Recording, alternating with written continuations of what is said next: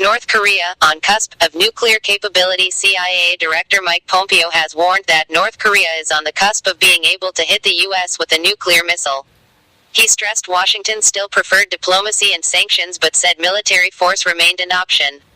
North Korea claims it already has the capability to strike the U.S. Mr. Pompeo also said that a U.S.-Canadian hostage couple freed last week had in fact been held in Pakistan, rather than Afghanistan as initially assumed. He said Canadian Joshua Boyle and his U.S. wife Caitlan Coleman had been held for 5 years inside of Pakistan. This contradicted accounts from Pakistani officials, who said the family had been held in Afghanistan and moved across the border into the Kurram tribal district of Pakistan on the 11th of October. Pyongyang's final step. North Korea is close enough now in their capabilities that from a U.S. policy perspective we ought to behave as if we are on the cusp of them achieving that objective, Mr. Pompeo said at the Foundation for Defense of Democracies, a conservative Washington think tank, on Thursday. They are so far along in that, it's now a matter of thinking about how do you stop the final step. He warned Pyongyang's missile expertise was now advancing so quickly that it was hard for U.S. intelligence to be sure when it would succeed. When you're now talking about months, our capacity to understand that at a detailed level is in some sense irrelevant, he said. Last weekend, U.S. Secretary of State Rex Tillerson had also insisted President Donald Trump wanted to resolve the confrontation with North Korea through diplomacy.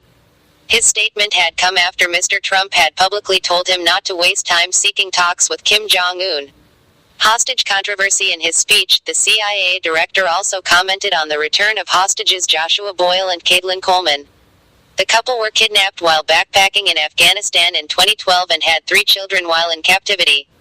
Mr. Pompeo said they had been held for 5 years inside of Pakistan, contradicting the official story given by Pakistani authorities that the couple had been held by the Taliban in neighbouring Afghanistan and were recently moved across the border into Pakistan. His comments reinforce U.S. media reports of anonymous U.S. officials claiming the hostages had in fact been held by a Pakistani militant group supported by the country's secret service the entire time. The Haqqani militant group is regarded as a close Taliban ally with support from Pakistan's military-run intelligence service. Pakistan denies such claims. I think history would indicate that expectations for the Pakistanis' willingness to help us in the fight against radical Islamist terrorism should be set at a very low level, Mr. Pompeo said. Our intelligence would indicate the same. I think we should have a very real conversation with them about what it is they're doing and what it is they should do and the American expectations for how they should behave, he added. U.S. Secretary of State Rex Tillerson is due to travel to Pakistan next week. Russia influence denied. In his wide-ranging speech, Mr. Pompeo also said that the intelligence community had concluded that the Russian meddling that took place did not affect the outcome of the U.S. election. The CIA later issued a statement that appeared to contradict Mr. Pompeo's remark. The intelligence assessment with regard to Russian election meddling has not changed, and the director did not intend to suggest that it had, Dean Boyd, director of the CIA's Office of Public Affairs, said.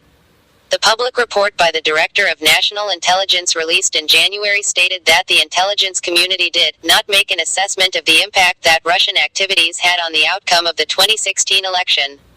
U.S. intelligence agencies believe Russia tried to sway the election in favor of Trump, and now there are several investigations looking into whether anyone from his campaign helped. However, they have not assessed whether alleged Russian interference affected the election outcome. Russia denies the allegations, and President Trump has denied any collusion between his campaign and Russian officials. The allegations are currently investigated by several U.S. parliamentary committees as well as a special counsel, former FBI Director Robert Mueller.